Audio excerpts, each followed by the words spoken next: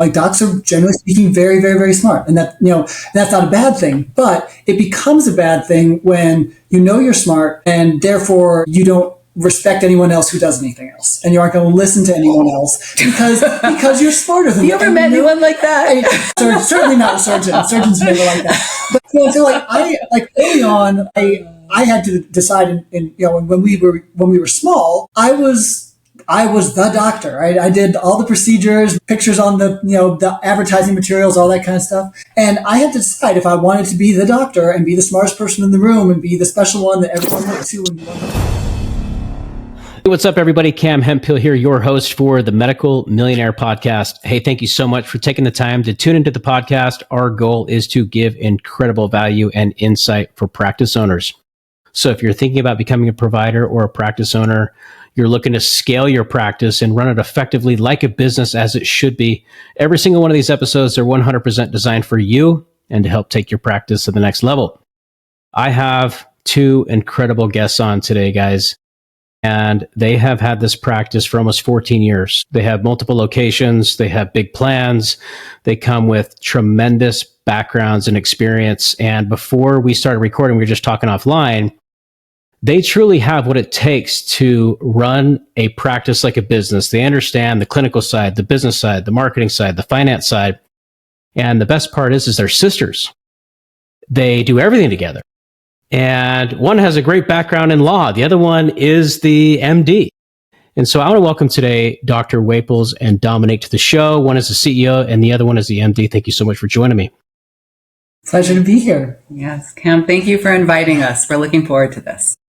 Absolutely. I know you're coming in from Montana. You guys are taking a little bit of break from the practice, and this is a great time to do it. But before we jump in, give us some background. Like, you guys have something special here, and maybe you don't pat yourself enough on the back, but having a practice for as long as you have and having this partnership as be successful as you have, it's very eye-opening. And I think for the audience, it's well-deserved to understand how you did it, a little bit about your background and where we're headed. Okay. Do you want to do the intro? I'll do the intro. So, Dominique and I, Dominique, you go first. Yeah, you want me to go first? Okay.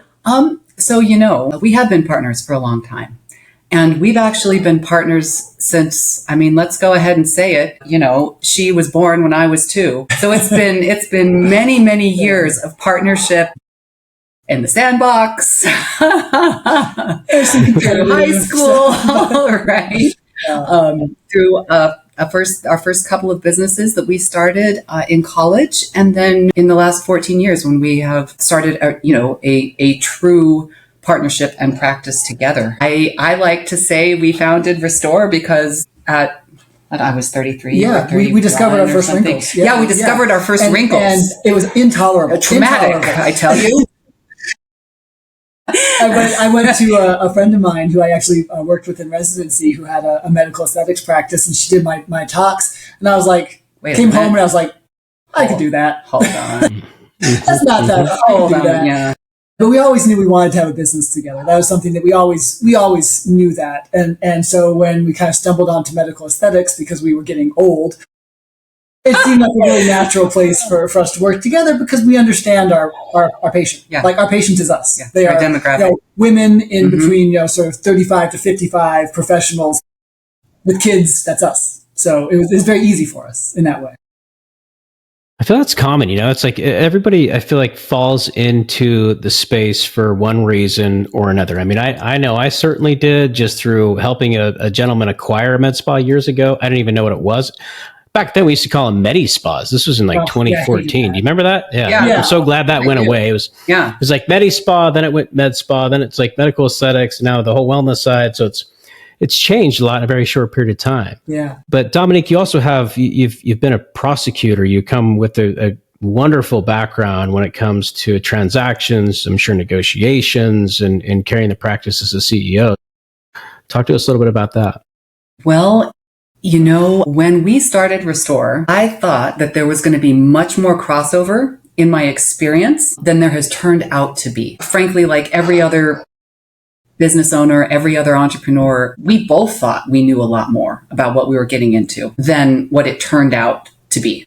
the things that have translated the best for me, there are really only two things. And the first is knowing how to ask a good question, because really being a business owner is about being a lifelong learner and figuring out what you need. And figuring things out. So shutting your mouth and asking good questions. And the second thing I learned, and I can honestly say this one came from law. When I was in law school, actually, interrogation skills is what you learned. No, that's not it. When I was in law school, I had a professor I was in a trial practice, program. And I remember her saying, listen, all of you think you're hot shots. Every one of you in this room thinks you're such a big deal. But when you walk out of this institution, you will have nobody else is going to tell you what to do. You don't have professors. You don't, what you have is the ability to ask a jury how you did. And that's it.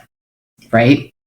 And so after every trial, whether you win or lose, it's so important that you go stand outside that jury room and you wait humbly, right, for them to come out so you can ask them how you did. And when I think about the way that translates into business, sometimes we go into business thinking, well, I'm going to go out on my own. No one's going to tell me what to do. I'm going to make all the decisions. It's all about, frankly, me, right? That's what it's about. It's about me. I'm brilliant. And then you get into it and you realize, no, now it's about asking the patients what they think of me and how we did and how the practice is going. It's about asking employees how things are going and, what the culture is like and how they're doing and how things are at home. Like, I think it's very humbling, actually. But that's what I brought from law. No finance, no marketing, no operations. Those I had to figure out once I got here. It's humbling to hear you say that. It's, I think as providers, business owners in general, providers, practice owners,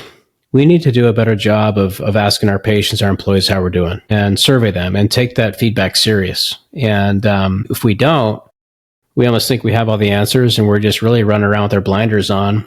And I think there's tools out there, you can collect feedback. You can get Google reviews. I think you guys are obviously very familiar with how to do that, how to automate that process, but it's deeper than that.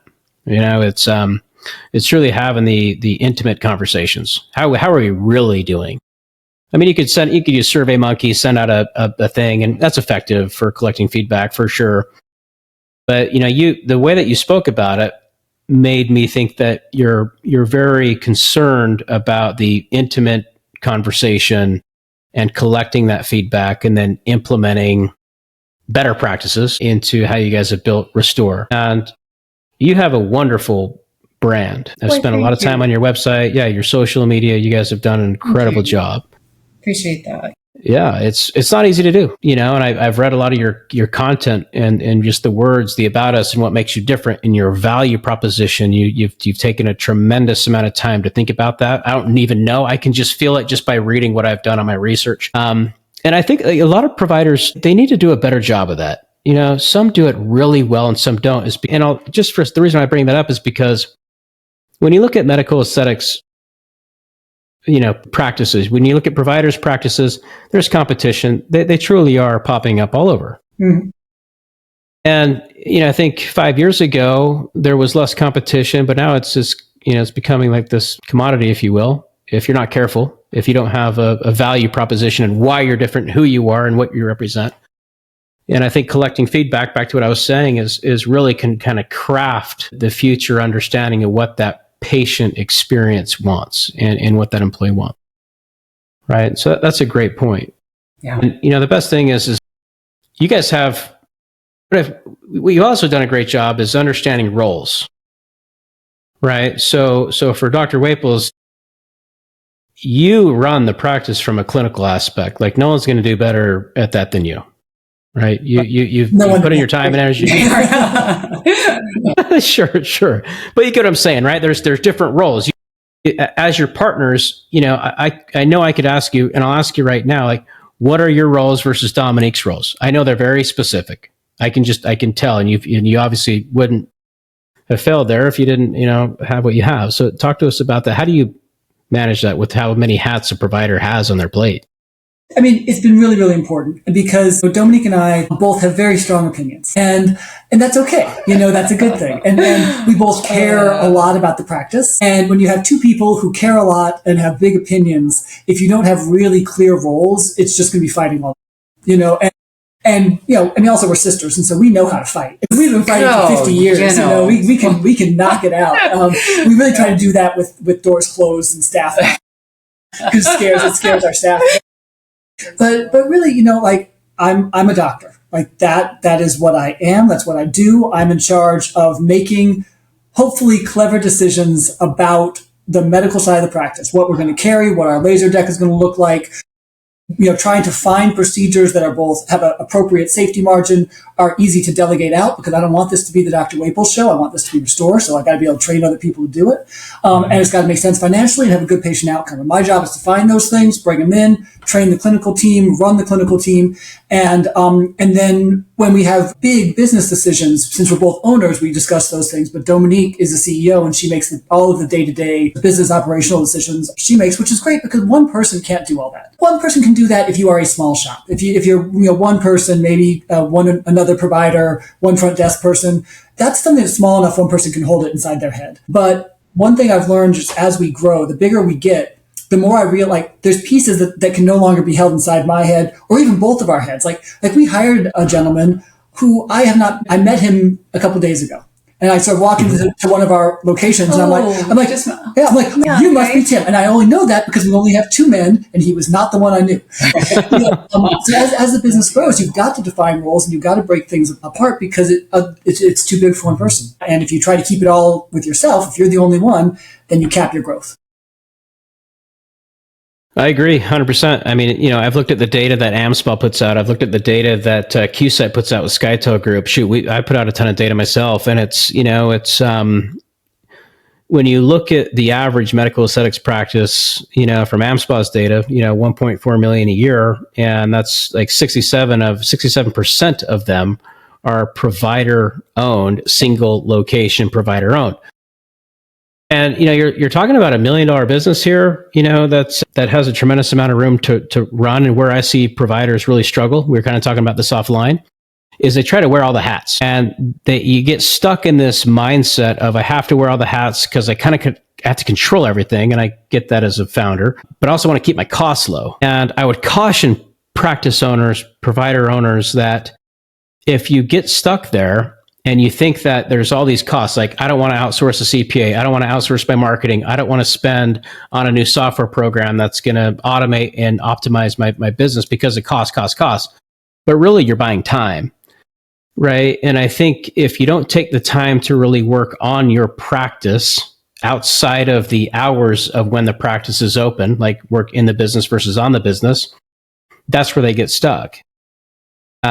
It's very common. I see this, and I think for the listeners out there, what these gals are doing, they can build on this much deeper than I can. They own a practice, right, together, and they can talk about that. So it seems like it comes easy for you because you have roles and definitions, and you can focus, right? But go ahead. I remember maybe 7 or 8 years ago, I was introduced to EOS. I don't know if you're familiar, Entrepreneurial Operating System. Yep. There are a couple of fantastic books. Traction is, I think, it's the most well-known. There's another book, it's kind of a business novel, if you will, called Get a Grip.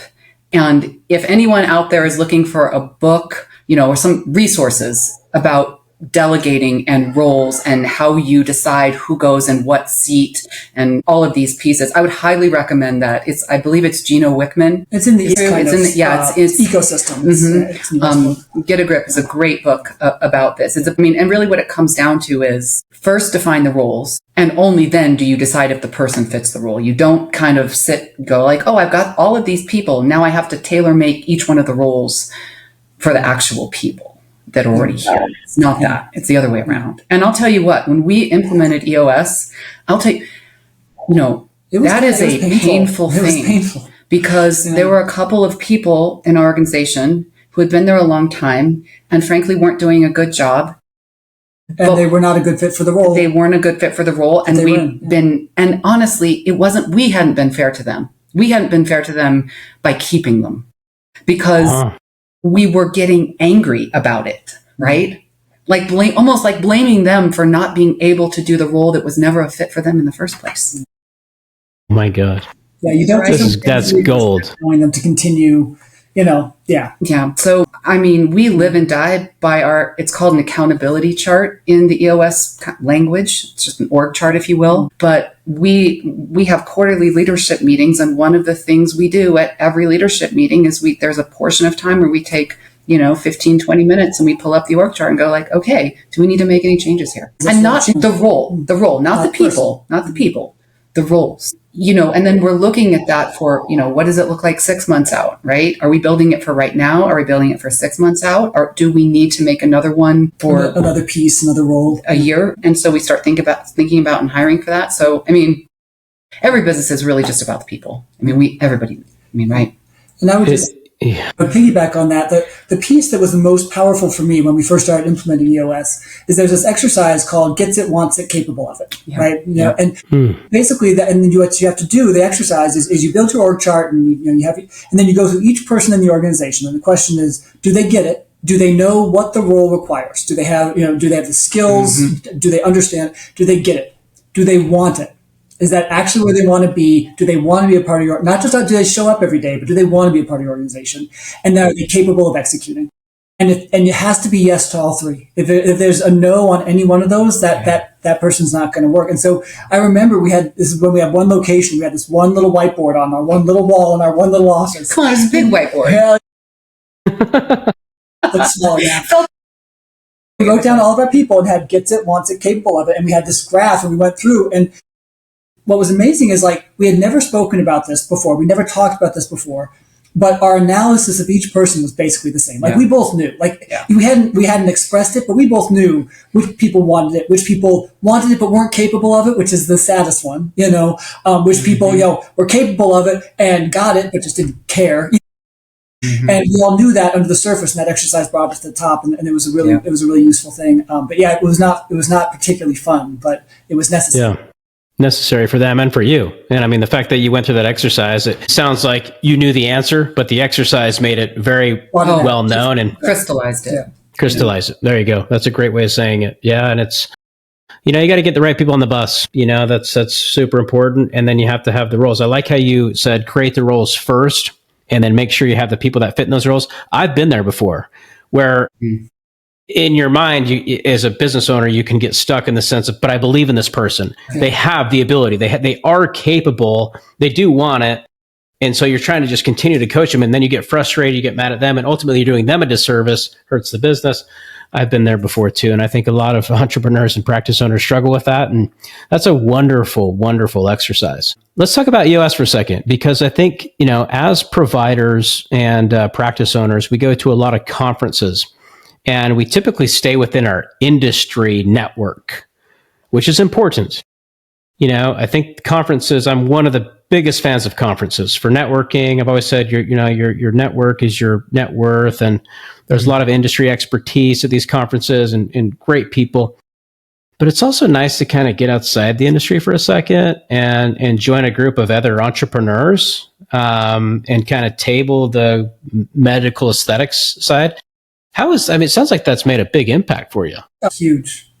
I mean, we joined EO, and EO is Entrepreneurs Organization. So that's different from EOS, but so Entrepreneurs Organization. YPO is the parent organization. You may have heard of either one of those, but they're, by entrepreneurs for entrepreneurs.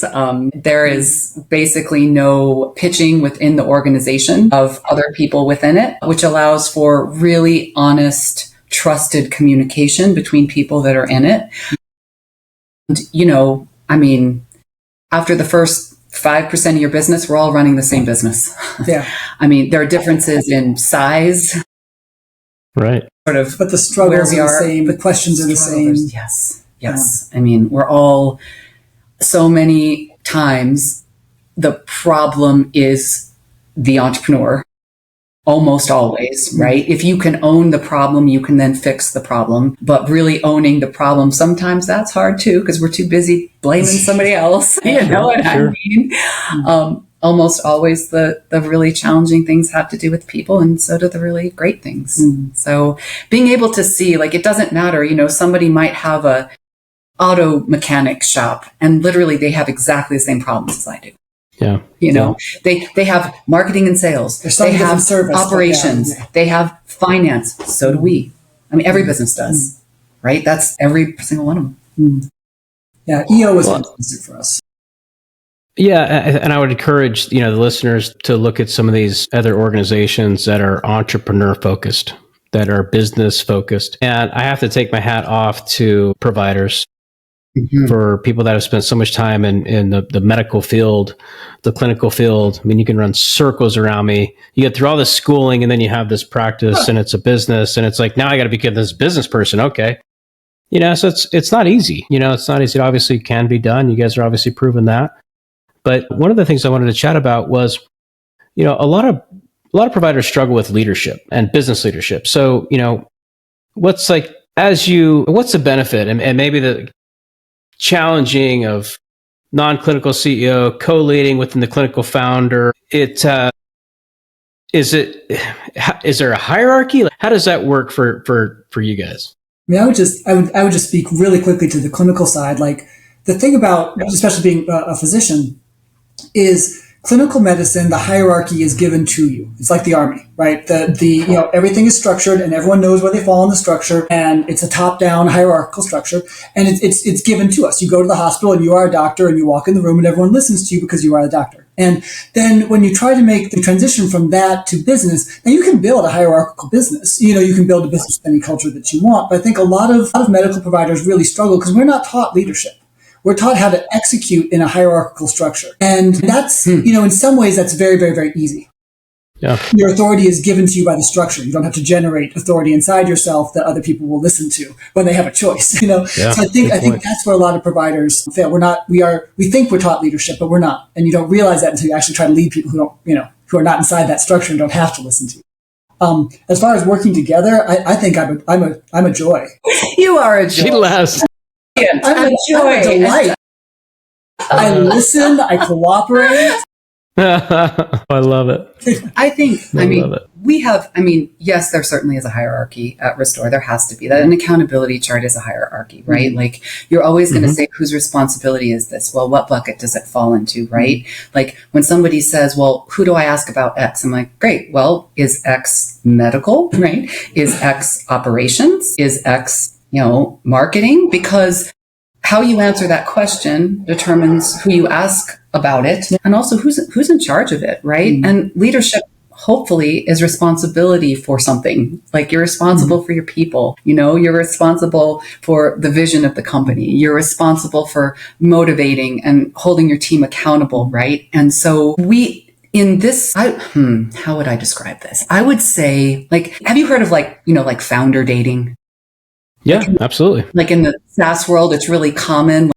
Biotech world. Okay, well, so in San Francisco, founders dating each other. Founder dating. No, not actually dating. It's when a tech founder needs to find a topic expert, a business, somebody who has operations, finance, marketing, experience in running a business, because they don't know how to do it, right? And so this is common in biotech and fintech, and something where you've got the technical the expert, right?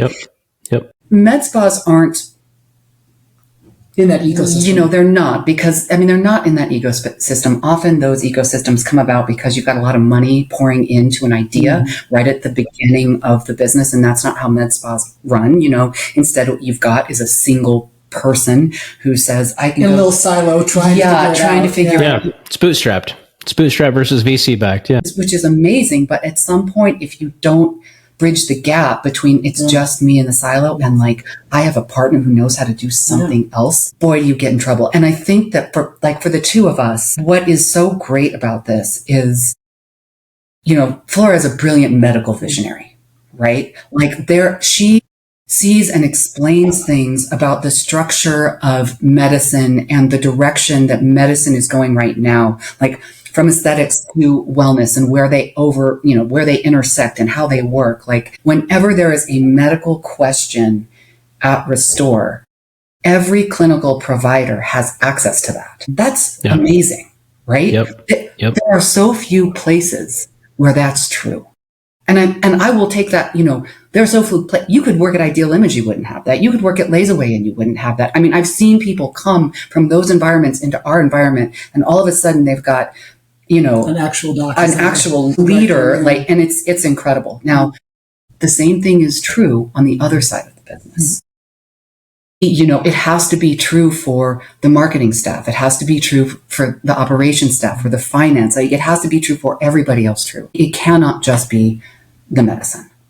And so we have built that together. And I mean, it's so unusual in this industry, but it doesn't have to be. So I would encourage every provider out there who is listening to this, if you're at a place where you're thinking like, how do I do this? How do I find this person? You know, I would say first you got to outline what you're looking for, right? That's the accountability piece, right? And also you have to get real about how you're going to pay that person, because it does mean probably for a while, you are going to have to take part of what you're making. You're going to have to pay them in order to grow the business ultimately, right? But it might be a financial hit at first.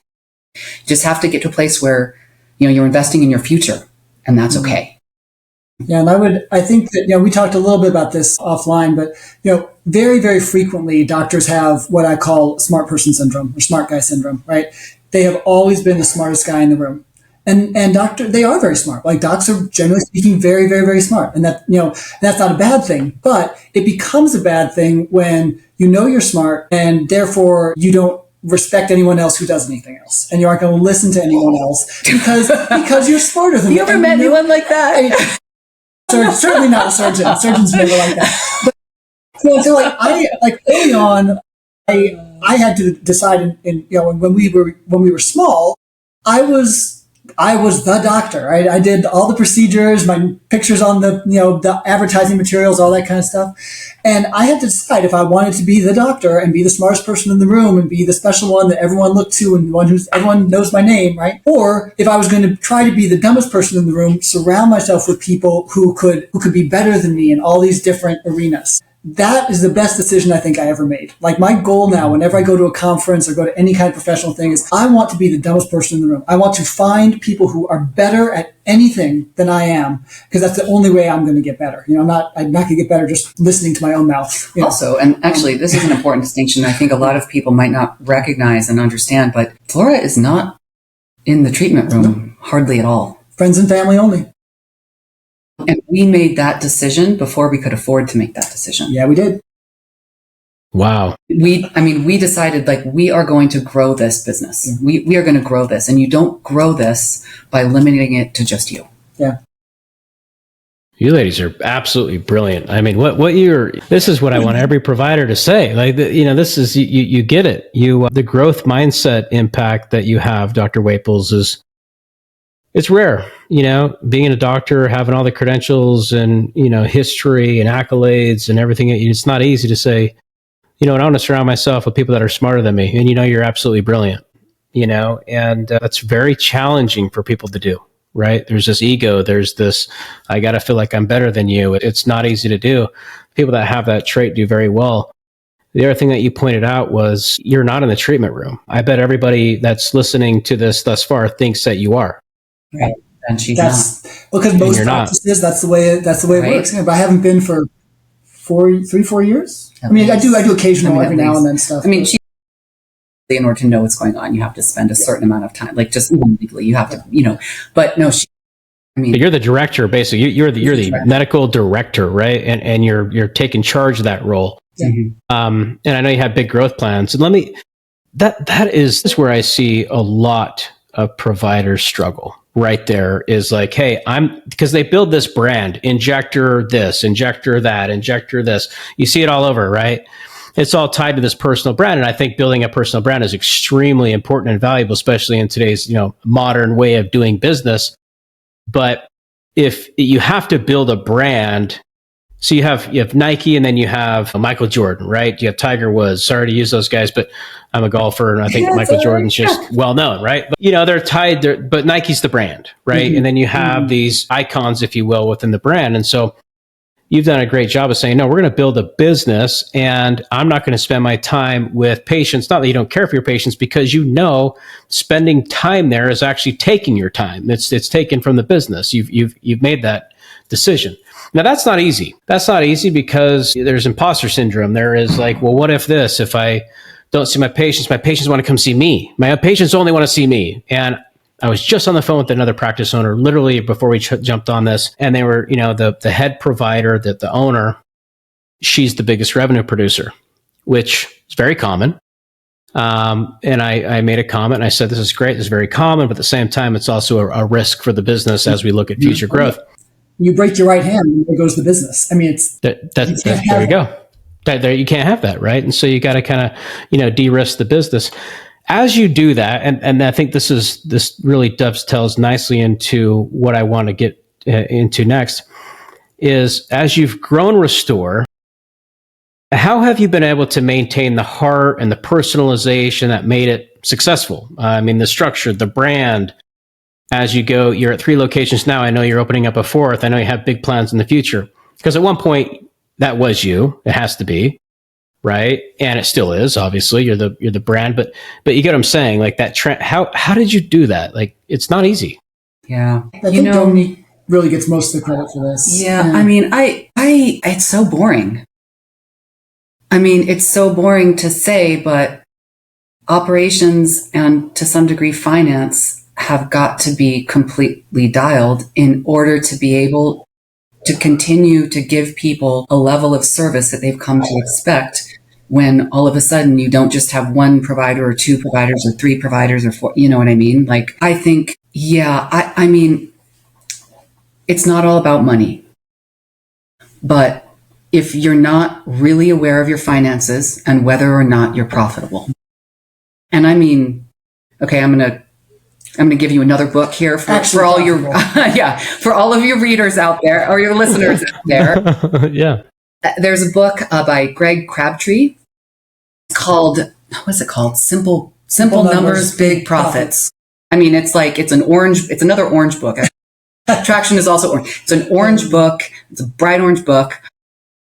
And it's not for medical aesthetics. It's for, small business owners effectively. Right. And it is a very simple, easy to understand explanation of what it means to truly be profitable, and stop lying to yourself about whether you're profitable, because you're actually not paying yourself.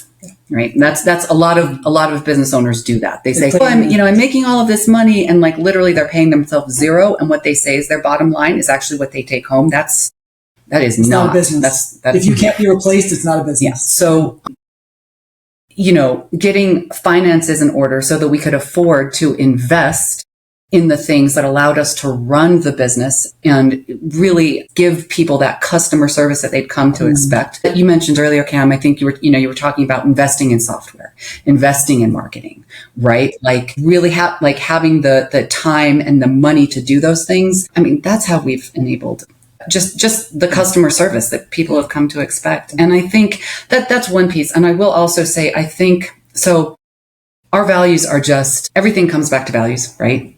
Like professionalism is one of our values. And at the end of the day, one of the things that we drive home to every single person who works at Restor is, if there's a problem, right? And if there's something like a client who's angry, if there's something that needs to be addressed, we do that right away.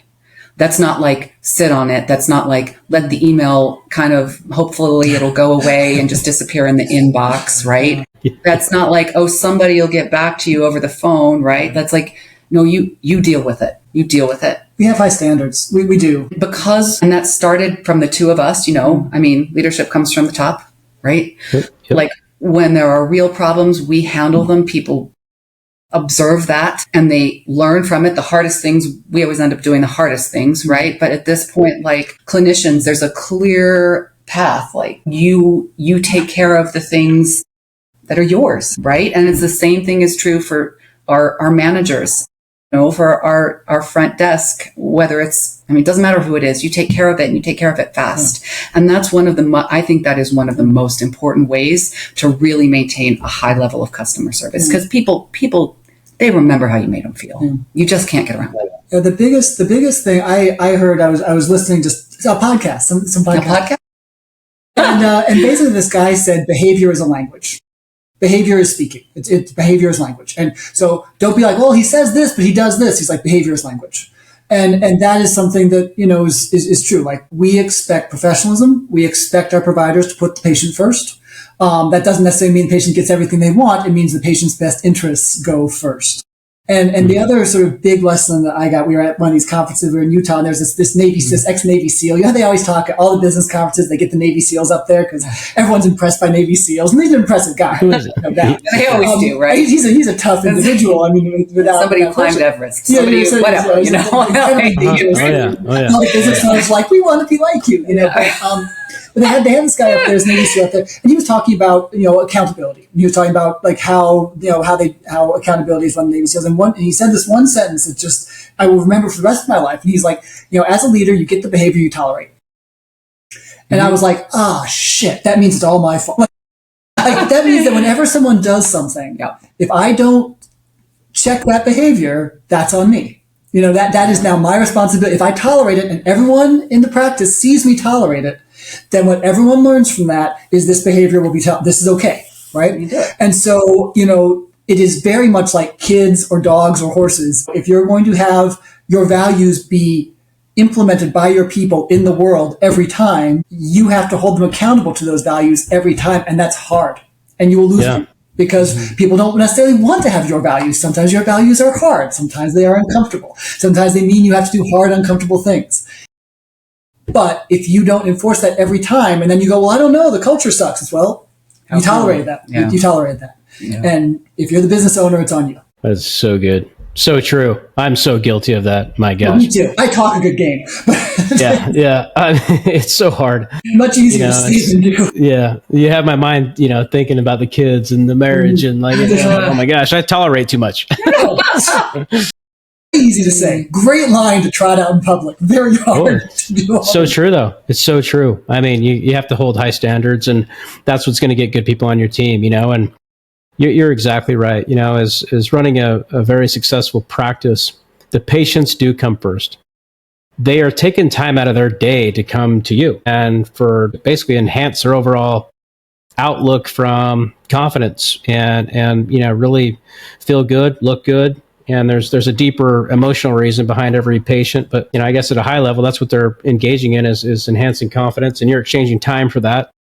And, it's important to put them first because you don't know who they know. You don't know what they're connected to. And if you treat it that way, they're going to go tell everybody about it and their experience. And they want to. And they also want to if they had a bad experience as well. Okay. How do you go from, this is kind of just an off the cuff question, because you're really close. You guys do everything together. I know you're next door neighbors. You guys are on family trips. Like, how do you go from business owners to sisters? Is it just? That's tough. Happening? That's tough. I mean, no, it is. We've been doing it for a really long time. Yeah. And to say it's consuming is, I think, not an over, I think that people do one of two things, right? They either draw really clear lines, like we talk about work at work, and at home we do not talk about work. Like I know people who work together who that's their rule. Like inside the house, they do not talk about business, and that's one way to do it. And the way we do it is it's just all one big mess. We talk about family at work, we talk about work at home, and it's just one. And I think that for me anyway, there is safety in that because we can't break up. No matter how pissed we might get, and we can get pissed at each other. We can. But if we break up, we're breaking up the business, we're breaking up the family, we're breaking up the kids. There's so much that rides on us solving our problems that not solving the problems becomes just a non-option. You have to keep working at it until you get it solved. And that can be very hard, but there's also a kind of a deep stability there. And so that's kind of what we do. Yeah. I don't necessarily recommend it to anyone. But that's it's obviously working. And I've had partners and, partners can get upset at each other, I think, because everybody's passionate about the business. I think it's very common, but there's this underground understanding of respect and trust, and if that's there, then anything can be sorted out. I've had great partnerships. I've had very bad partnerships. And every time I look back on history, it's, was it challenging? Every one of them was challenging. Every one. But why did this one work and this one didn't? It came down to trust and respect. At least that's kind of the way I see it. my wife's been involved in, it's like her and I are married. We're involved in all of our businesses. Okay. So you know exactly what it is. Yeah. Oh yeah. I know exactly. And we like to talk about it, and it's all intermingled. And I think this whole like work-life balance thing is just non-existent. I don't think it's real, but sure, I guess you could, people can talk about it. No. Not as an entrepreneur. Not as an entrepreneur. But not as somebody who wants to accomplish anything. I mean, if you want to accomplish something, you need to focus. And if you're focused, there's no balance. For sure. 100%. That's the whole point of focus. You know what? I've been thinking about this. I'm about to, there'll be a LinkedIn post about this later. But, yeah, there will, because I've been thinking about it, I mean, it's not balance. It's not like you're on a like teeter-totter or something like that. It's not balance. Like for me, it's like, I want to keep going. So what do I need to keep going longer at this? And like, I think about, we both started trail running, and we're running longer and longer races. We're our first ultra is this Saturday. But it's really kind of like running, you start running, you could probably run holding your breath for, you could run across the room, right? At some point you got to breathe in order to keep going, right? And you can probably run, if you had to, you'd run 3 or 4 miles without water and you'd be fine. Like you wouldn't be, right? But at some point you need water, and then to keep going. Why? Because you want to keep going. You just want to keep going, and you need to have fuel, and then you need to, right? And you got to have food, and you got to have like electrolytes. At some point, salt. And at some point, you're going to need to sleep, right? But what do you need to keep going? Like, I'm not trying to balance this. I just want to keep going because this is a lot of fun. And so just finding the things that allow me to do that, that's what I'm trading out for balance. Yeah, that's great. I love that. It's so true too. And I'm a runner myself, so I can completely relate to that. And that's how life should be. And I think like entrepreneurship there's not a destination. It's just a continued journey. And some people get knocked off the train tracks before others, but the ones that have the stomach for it, because it can be lonely. It can be dark. I mean, it's all glamorous on podcasts and social media and all that stuff. But this part is awesome. Yeah, this part is awesome. Yeah, but there are some tears and late nights and fights and finances. Yeah. Oh yeah. I know exactly what that is like. And that's why they make sports cars with 2 seats. It's lonely at the top.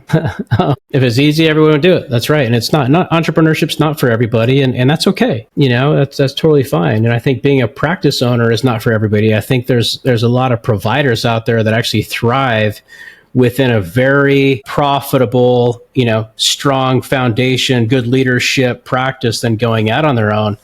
I think social media can kind of put people in a position to want to go out there. And I think that's great to challenge yourself. But at the same time, I know a lot of providers that work for practices that do very well, and they have way less risk. Yeah. And they can go home and they can forget about it. Put their phone on silent and tap out. Yeah, and totally. That is worth something.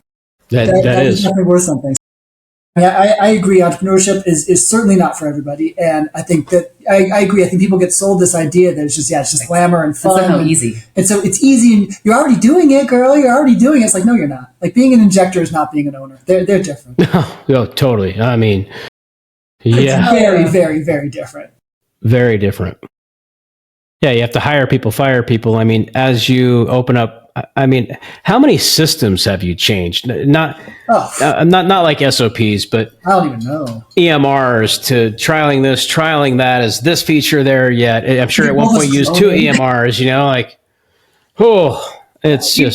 We've been through 3 point of sale softwares, but then also in addition EMR systems. I mean, we actually run Zenoti and Dr. Chrono simultaneously. Well, they both have open APIs, but they don't talk. I mean, it's God. I mean, but okay. So speaking of podcasts we listen to and things that we've learned. I was listening to a podcast from a franchise consultant. And he was talking about the importance of data, and the way he framed it, it was kind of an interesting, we all know data is important, right? Like we all need to know what the answers are to our questions, right? But the way he framed it is you have to have a database warehouse, right? That's so important because if you don't, you're not going to be able to easily switch systems like, point of sale softwares, or in our case, EMRs, those kinds of things. You're going to be stuck, and then you're going to be behind because the industry is changing. It's changing rapidly. I mean, that was probably, I think I listened to that podcast 2 years ago. AI wasn't even coming up, but I mean, in today's world, like none of the point of sale softwares that we're talking about today, whether it's Zenoti, Boulevard. I mean, I could list them, right? I could just list out all of these. None of them were built with AI in mind. And a lot of these things, it's like once the foundation's laid, you're going to have a hard time reorganizing the house. So there's probably going to be some incredible innovation happening. Like in my mind, there's going to be incredible innovation happening in the next couple of years in all of these systems that we rely on. So I fully anticipate every 3 to 4 years, we're probably going to be transitioning in and out of something, because it's our promise. That's our promise to our providers, to our patients, right? Like we have built this incredible thing that will allow us to serve you so well. We have to stay on the cutting edge. And so that is our responsibility to all of our people. Yeah. And cutting edge. I mean, it moves. I don't even know what the question was. I just got, excited. No, that's exactly what I wanted to get out of it was the challenge of scaling and like having to switch, systems all the time and exporting data and importing data. And then you get on this new system and quickly realize, oh, it didn't have the feature I was sold, or it doesn't solve this problem. And then you go open up location 4, 5, and 6, and can it handle that capacity? And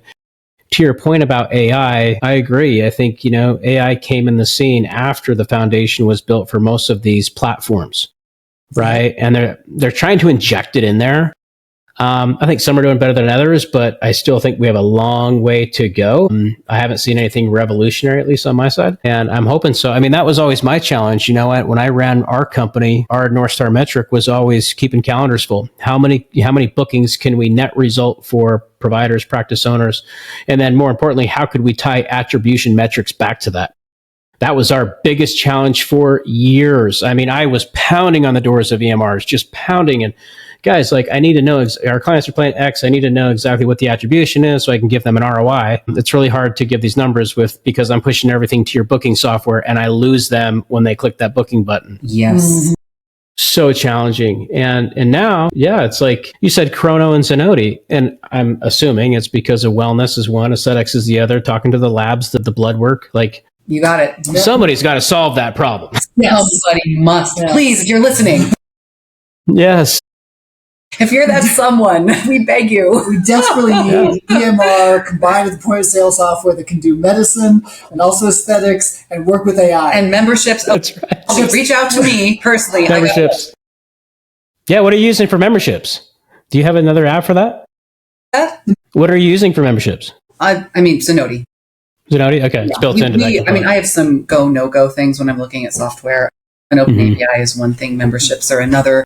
There's some things with rooms and resources that, I do have a list. I actually have a list.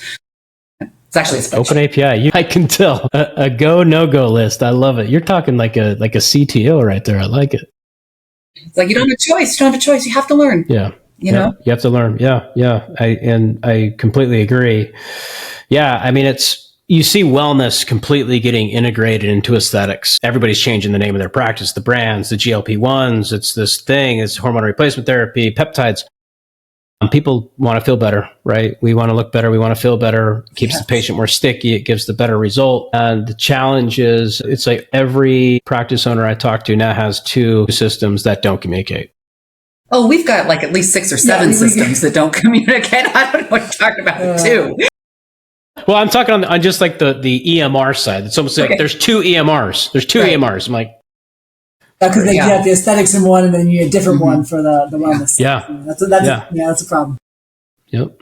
Well, let's talk about marketing for a second. I know you guys are super busy, and I really appreciate you being on. And I want to talk about the future of the business. Yeah. So, how do you handle marketing? Because like earlier I said, you got an incredible brand. I've obviously stalked you on social media. I know that you're very active, Dominique, on LinkedIn. Dr. Waples, I know that you guys are very active on the brand side of things when it comes to Instagram and all the other platforms. How do you manage consistency, brand consistency? How important is that to the practice as you continue to scale? Like that role, this is a cash-pay business, right? This is a marketing game. I've always said like the best practice owners are the best marketers to get attraction. How do you look at that? That's an important part of the practice. It's huge. I completely agree with you. Let's just take it back to that conversation we were having earlier about that accountability chart and that higher, who sits in what seat, we are at this point in practice growth where the most important seats that we're adding are the ones in the marketing and sales section of our practice. 'Cause we've got good medicine, and just more people need to know about it. And just bringing that. I mean, there's always a role, I think, for sort of for agencies and independent contractors, but fundamentally bringing the responsibility and some of that knowledge in house is really important. And because, to your point, like, the brand really matters. I mean, if I see a font that it's just not quite right, or like the messaging isn't quite right, it doesn't feel right, like, that's exactly how our clients are going to hear it too. And I mean, they have to resonate with you, And so for us right now, we're kind of, I mean, it's actually, we're real, like Dr. Waples was talking about this gentleman that walked into the practice the other day that she had never met. Well, that's our events and partnership coordinator and that's a new role, an events and partnership coordinator. We also have just recently hired a full-time data analyst for marketing. That's what, so we can connect all of the digital pieces of this puzzle, because it's not, the content creation anymore. You've got to hook up,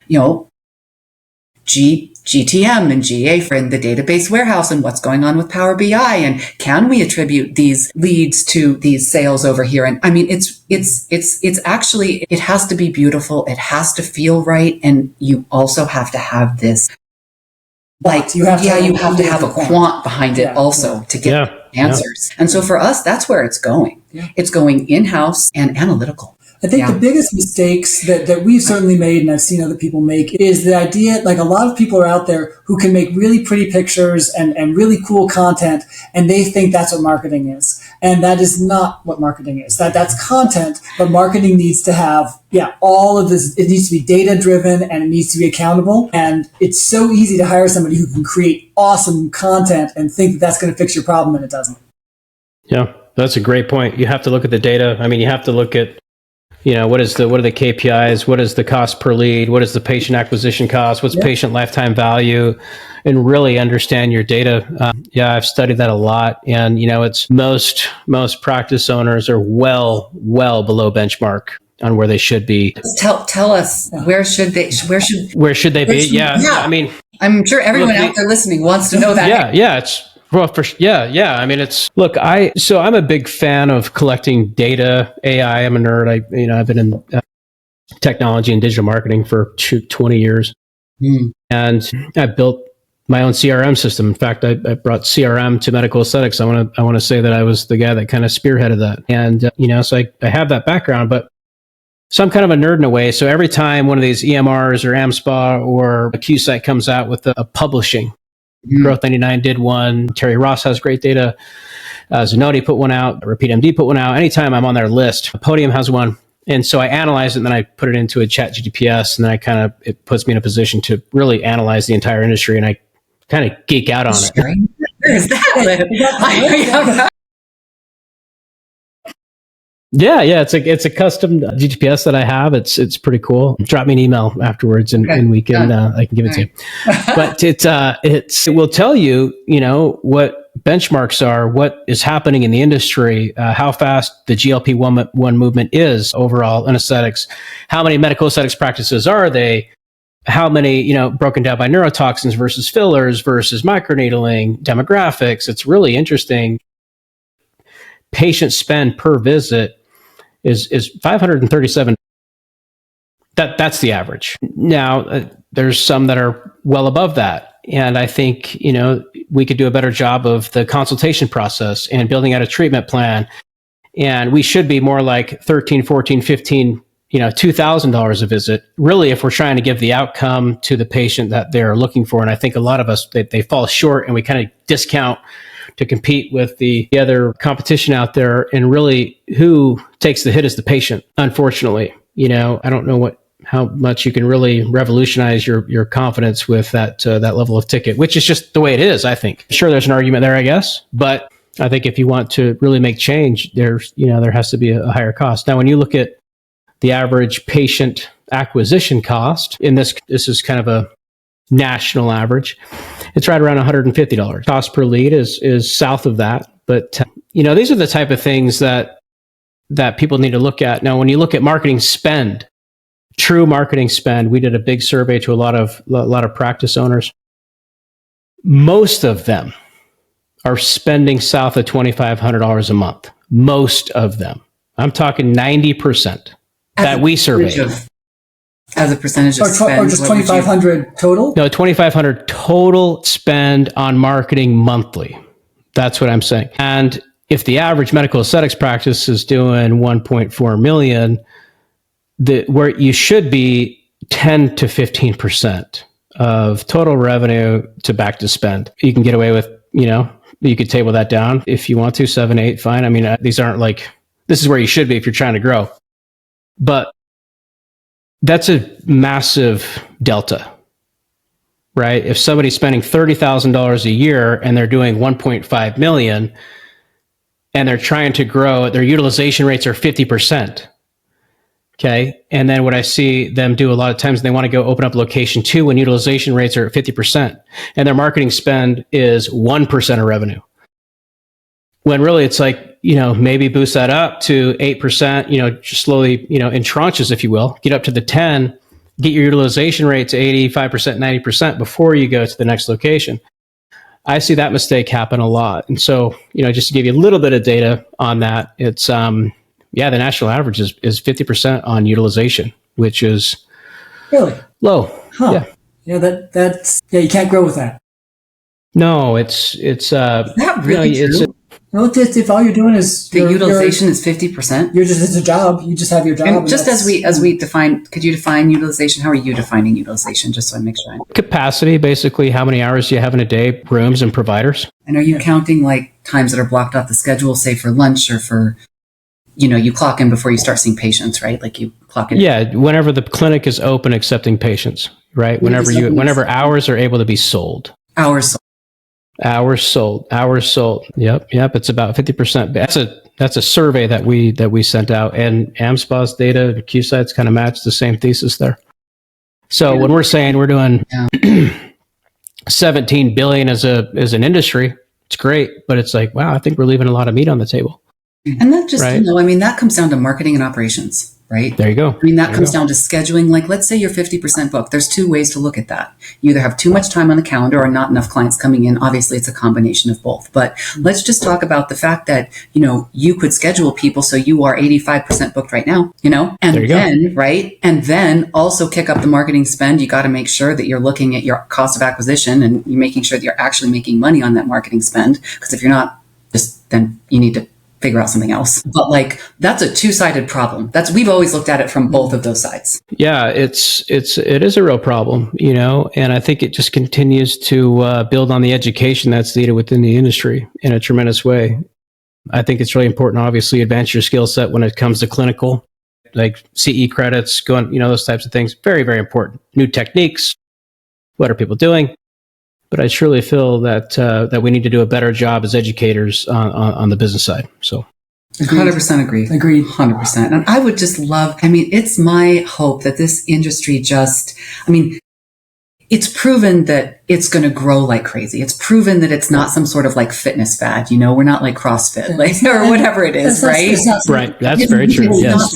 It is here to stay, but now it's time for us to grow up, mature a little bit. And that means learning these other things. Like Cam, to your point, it's so important that providers take marketing seriously and operations and finance and just really start learning so that they can grow with all of this great growth that's happening, the $17 billion industry, right? And I don't want to see the little guys get left behind. There are some big players coming in, and they are it's take no prisoners, we might not fundamentally agree with what's happening in the world of private equity or some of these other things. But the reality is you always gotta look at the people who are out there and say, okay, but what are they good at? Because that's how you learn, right? And you can look at private equity, like it or not, they're not necessarily going to take care of the culture, but they are certainly focused on operations, right? And so what can we learn from that kind of environment that will allow us as individual providers to grow and thrive without having to make choices that maybe we hope we don't have to make someday when it comes time to step away? Because everybody exits their business, first or otherwise, right? That. It will happen. Yeah, it will happen. It is happening. It's happening. As of today, I think the last stat I read was, private equity owns roughly 3 to 5% of the industry. Mm-hmm. That's projected to skyrocket pretty rapidly in the next 5 years. And look, for the listeners out there, what these guys are saying is just absolutely, it's so true, guys. You work so hard to build what you have. And most practice owners sell too soon. They get burned out, whatever the case is, or there's like this financial ticket at the end. Make sure you have your utilization rates in order. Make sure you have ops in order. Make sure you know your numbers. Make sure you know your P&Ls, your cost of goods sold broken down by services and treatments. Know what's happening in the industry. Because I've seen practice owners get taken advantage of. Yeah. In a major way. Like, great brand, great run rate, had tremendous success. Utilization rates 50%. Marketing spend is below $5,000. They're doing like $3 million a year, and a private equity company just licking their chops, right? And I don't want to just not all private equity is bad, but I'm just saying that is a great business that all you have to do is put marketing on the fire. They're going to come and they're going to buy it. They're going to double the marketing spend. They're going to get your utilization rate up to 80%. They're going to make more money than you did in 2 to 3 years, and they didn't even do one injection, or they weren't even ever at the practice. And I think, to your point, the little guys could get left behind. I think that's a very, very true statement. If we don't start getting very serious about knowing the numbers, the benchmarks, the KPIs, and what's coming, and continue to educate ourselves. Yeah. Well, you ladies have been great. Thank you so much. I feel like we could talk for hours. And I'm going to let you go enjoy that wonderful mountain air that you have and spend time with the kids as the summer wraps up. But you've been great. Thank you so much. Where can people find you? How can they connect with you? Like your powerhouses, I know you have big visions for how many offices and locations you have coming. We were talking offline. It's incredible. And you are a walking success story. And man, 5 years from now, I know that you're going to have all these locations, and I want to do another episode. But yeah, for sure. This is awesome. But how can they connect with you and find you? And I don't know if you do any consulting for providers or practice owners, but maybe one day you will, and how can people connect? Well, first, and thank you so much for having us. This has been just such a pleasure to connect with you. People, if they would like to find me, so this is Dominique. I know we sound very similar, so you may not be able to. This is Dominique. If you'd like to connect with me, you can find me on LinkedIn, and it's at Dominique Waples -Truffle. That's my handle. You can, if you're in Denver or in Colorado, please go to our website. Come in and see us at Restor, and that's Restor Medical Spa. There is no E on the end of Restor.com. And to answer your last question, do we do any consulting? We don't. But I will tell you what, I am always here to help a business owner who is putting in the work and needs help. That I speak at both of us speak at some conferences, and, we obviously do these podcasts. Other people helped us along the way, and we are happy to help those who are really working hard and just need to solidify some things in their mind and just need that one little piece just to get them moving forward. And I think both of us, but we are happy to do that. Yeah. For anybody who needs it. For somebody who will execute. Yes, yep. Always. There's so many people out there, you talk to after conferences or whatever, and they say, "Oh, I don't know what to do," and you're like, "This is what you do." 90% of people won't ever do it, because it's hard. But that 5 or 10% that will do it, we love those people, yes. So how can they find you? They can find me on LinkedIn. So this is Dr. Waples now. This is Flora. This is embarrassing. I don't know my LinkedIn handle because it's just automatically comes up when I look. But if you search for Flora Waples, there's only one of me. It's not a common name. Because it's not a common name. So if you search for Flora Waples, Restor Medical Spa, you'll find me, and LinkedIn. Yeah, again, thank you so much for having us. This has been absolutely, absolutely wonderful, and I really appreciate you. And 5 years. 5 years. We'll do it again. No, it's going to be sooner than that, but 5 years is going to be awesome to see. Yeah, it's been great. Thank you so much for joining. There you guys have it. Check these ladies out. Go check out their website. Go check out their brand. It's restormedicalspa.com. Go to their Instagram, right? You can find it from the website, of course, but Restor Medical Spa is their handle. I'll leave it at that, guys. And if you found this particular episode valuable, my only ask is you share it. Share it with your friends, your colleagues. Anybody can get insight and credible knowledge from this. And there will be some that take action, and some that don't. But that's my only ask. I'll leave it at that. Thank you so much. Until next time, happy injecting. The inject.